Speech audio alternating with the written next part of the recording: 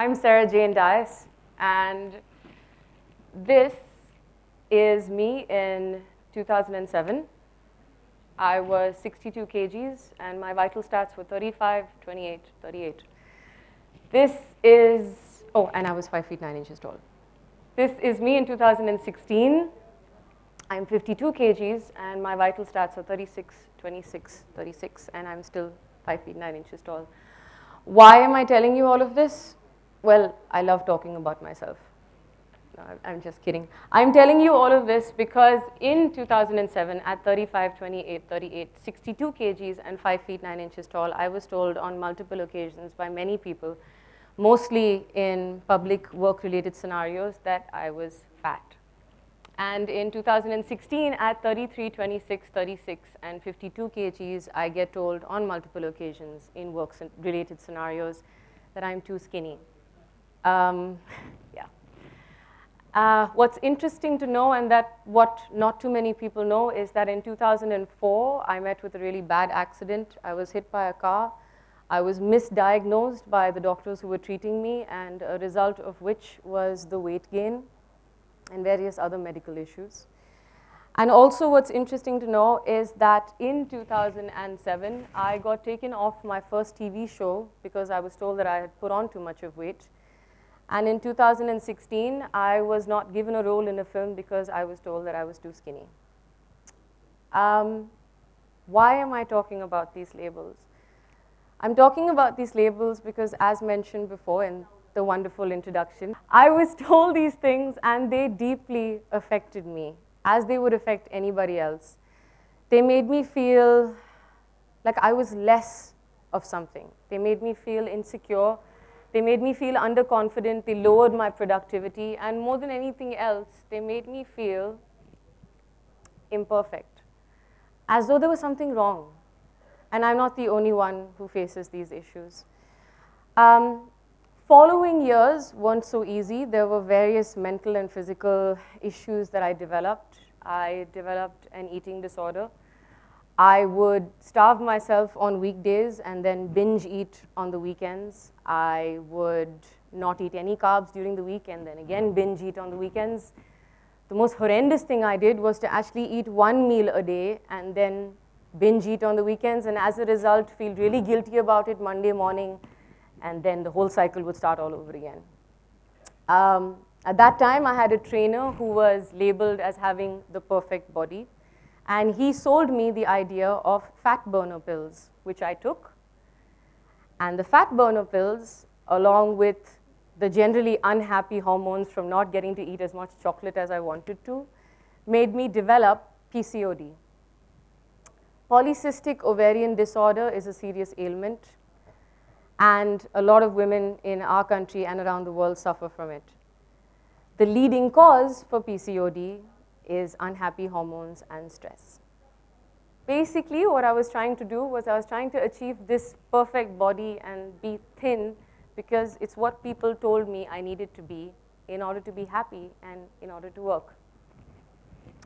Fortunately, after a couple of years of trying this and nothing really working, I realized that I wasn't getting the work I wanted, my confidence levels were not improving, and I decided to bring about a change.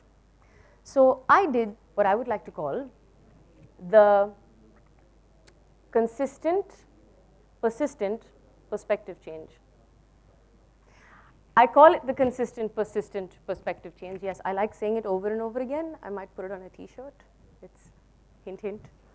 I like saying it in that particular order because if you really want to change something, you have to be consistent and persistent with it.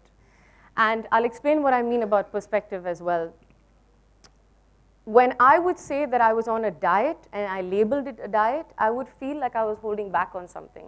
And so it would make my cravings even worse. So the first thing I did was I stopped saying that I was on a diet. I said instead that I was eating responsibly and in moderation.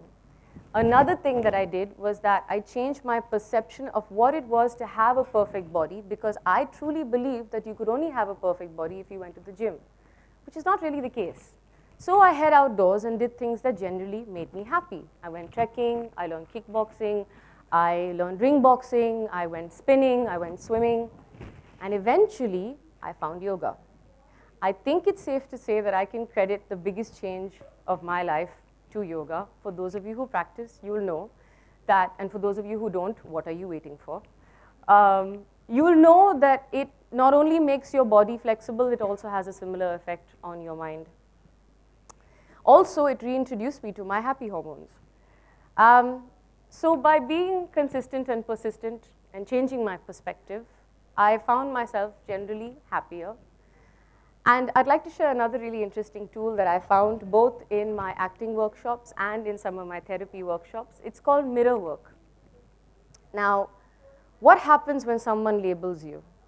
When someone labels you and says anything to you, fat, thin, dumb, whatever it is, you go home and you look at yourself in the mirror and you see yourself through those labels. And then those labels start to define who you are. What mirror work does is that it just puts you in front of you so you yourself can remind yourself how awesome you are. Just saying simple things like, I love you, I am complete, I am whole. And I know it might sound silly, but I promise you some of the greatest leaders in the world have mirror work in their bios, I swear.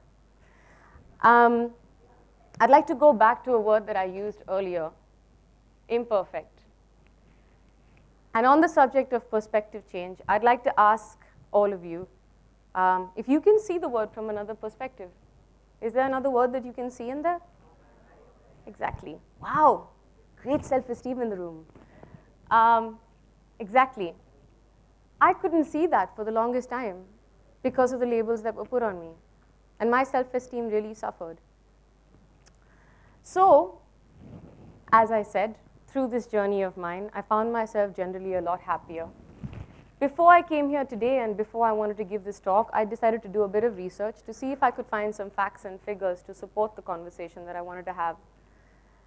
So I did a bit of research to see if I could find facts about overweight issues, about eating disorders, about body shaming, about anorexia, bulimia. And do you know what I found? Nothing. There are no studies to support, or practically no studies to support this conversation that I've just had in India. There are facts available from all over the world, but none available here. Then I thought, am I alone? Am I the only one who feels this way? I know for a fact that I'm not. I think it's because we live in a culture where we believe that if we don't talk about something for long enough, it will go away. I know it won't. I'm living proof that it won't. My hope for this conversation that I've just had, and from the many conversations that you all have heard today, is that more and more people strike up these kind of talks, so that all those people who suffer in silence from these kind of issues and way worse don't feel like they're alone and feel like that they have a voice. And lastly, I'd like to leave you with this.